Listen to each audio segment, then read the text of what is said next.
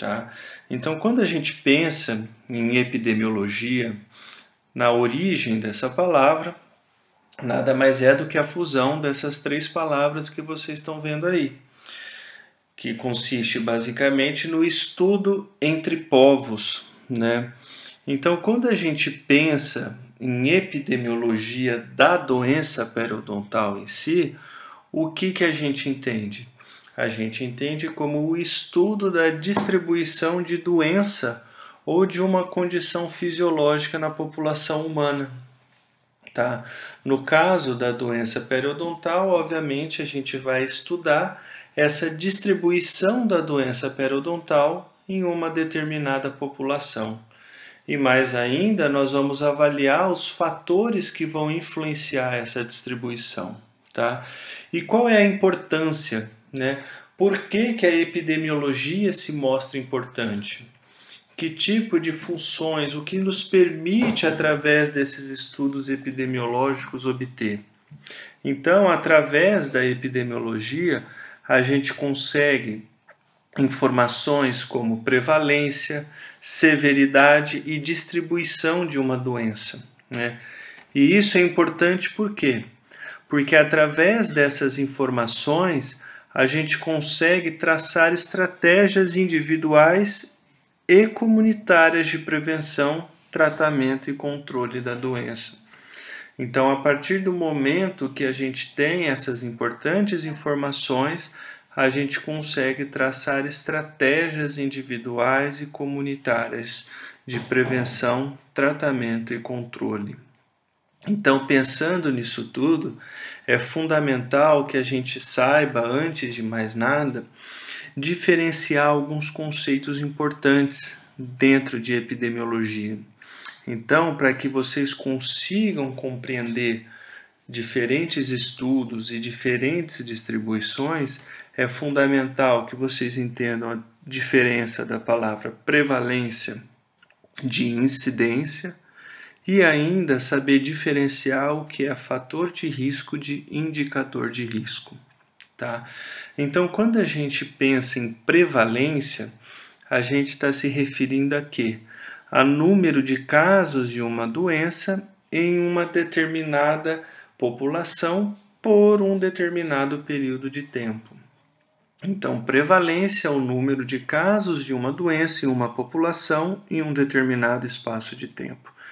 Enquanto que incidência, pessoal, nada mais é do que o número de novos casos de uma doença em uma determinada população em um determinado período de tempo. Então, novamente, quando a gente fala prevalência, a gente fala em número de casos de uma doença, enquanto que incidência, número de novos casos. Então, para que vocês consigam compreender, eu quero mostrar um exemplo para vocês.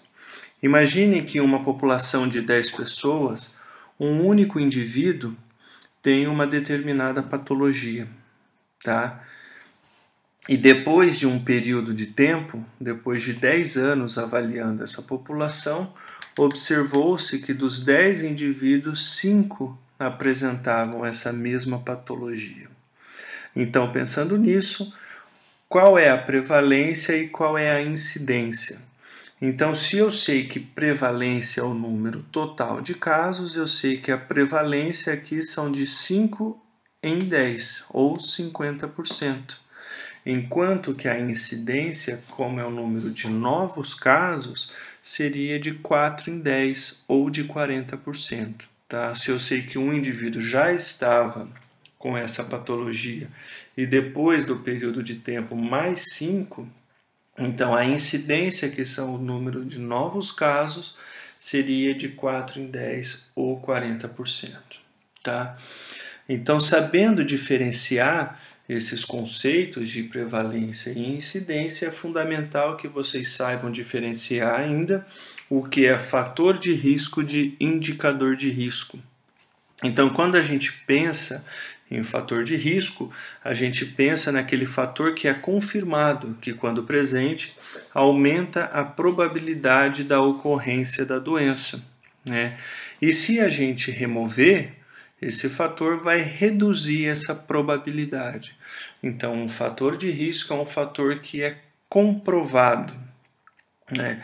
E quando a gente diz que é um fator comprovado, isso quer dizer que é um fator que está presente em estudos longitudinais. Enquanto que indicador de risco são aqueles possíveis fatores de risco que não são confirmados em estudos longitudinais, né? Então, cientificamente falando, nós não temos uma comprovação em estudos longitudinais que esses fatores ou esses possíveis fatores de risco aumentem a chance dessa doença acontecer. E quando a gente pensa tanto em fator de risco ou indicador de risco, a gente pode dividi-los em dois grandes grupos: aqueles que são fatores ou indicadores não modificáveis e aqueles que são fatores ou indicadores modificáveis. Então, quando a gente pensa em fatores não modificáveis, obviamente são aqueles que não é possível o indivíduo modificar, como o próprio nome diz.